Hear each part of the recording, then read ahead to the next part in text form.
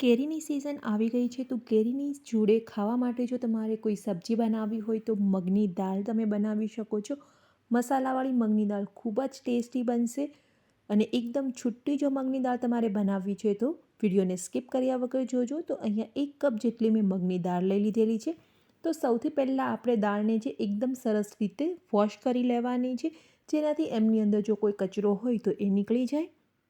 તો અહીંયા મેં 2 વખત દાળને એકદમ સરસ રીતે વોશ કરી લીધી છે અને હવે જે વધારાનું પાણી છે એમને આપણે ફેંકી દઈશું અને એમની અંદર નવું પાણી એડ કરી અને લગભગ 20 મિનિટ સુધી એમને પલળવા માટે મૂકી દેવાની છે।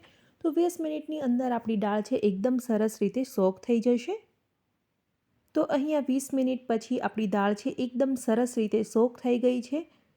તો હવે જે પાણી છે એમને આપણે રિમૂવ કરી લેવાનું છે, એ પાણીને આપણે ફેંકી દઈશું। આ પાણીનો ઉપયોગ આપણે નહીં કરીએ। હવે એક કડાઈ લઈ લઈએ અને કડાઈમાં મેં 2 ચમચી જેટલું તેલ લીધેલું છે। આપણું તેલ જેવું ગરમ થાય એટલે એમની અંદર 1 ચમચી જેટલી રાઈ એડ કરી દઈશું અને 1 ચમચી જીરું લઈ લેશું। અડધી નાની ચમચી હિંગ એડ કરી દઈએ અને સાથે મેં અહીંયા લસણ લીધેલું છે। જો તમે લસણ વગરની પણ આ દાળ બનાવવા માંગતા હોય તો બનાવી શકો છો। ત્યારબાદ આપણે લીમડાના પાન એડ કરી દઈશું અને અડધું ટામેટું મેં અહીંયા લીધેલું છે। ટામેટાને આપણે એકદમ સરસ રીતે સાંતળી લેવાનું છે।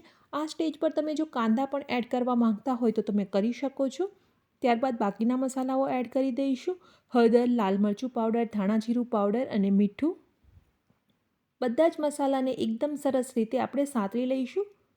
હવે અહીંયા આપણા જે ટમેટાં છે એ પણ એકદમ સરસ રીતે કૂક થઈ ગયા છે। હવે મગની દાળ આપણે જે પલાળીને રાખેલી હતી એ દાળને એડ કરી દઈશું। તો દાળ એડ કરી અને આપણે પાણી એડ નથી કરવાનું। સૌથી પહેલાં તો બધા જ મસાલા જોડે એકદમ સરસ રીતે મિક્સ કરી લેવાની છે અને ત્યારબાદ આપણે પાણી એડ કરીશું। તો 1 ગ્લાસ જેટલું મેં અહીંયા પાણી લીધેલું છે। પાણી એડ કરી અને આપણે ઢાંકણ ઢાંકી અને દાળને કૂક થવા દેવાની છે। તો ગેસની ફ્લેમ મીડિયમ રાખીશું અને મીડિયમ ફ્લેમ પર લગભગ 15થી 20 મિનિટ સુધી દાળને કૂક કરી લઈશું। તો 15થી 20 મિનિટમાં તમે જોઈ શકો છો કે દાળ એકદમ સરસ રીતે કૂક થઈ ગઈ છે અને એકદમ છૂટી આપણી દાળ બની છે। હવે ઉપરથી ફ્રેશ કોરિએન્ડર એડ કરી દઈએ। તો એક વખત મસાલાવાળી મગની દાળ ઘરે જરૂરથી બનાવજો। રસ અને પૂરી જોડે ખાવાની ખૂબ જ મજા આવશે અને રેસીપી કેવી લાગી કમેન્ટ કરીને જરૂરથી બતાવજો।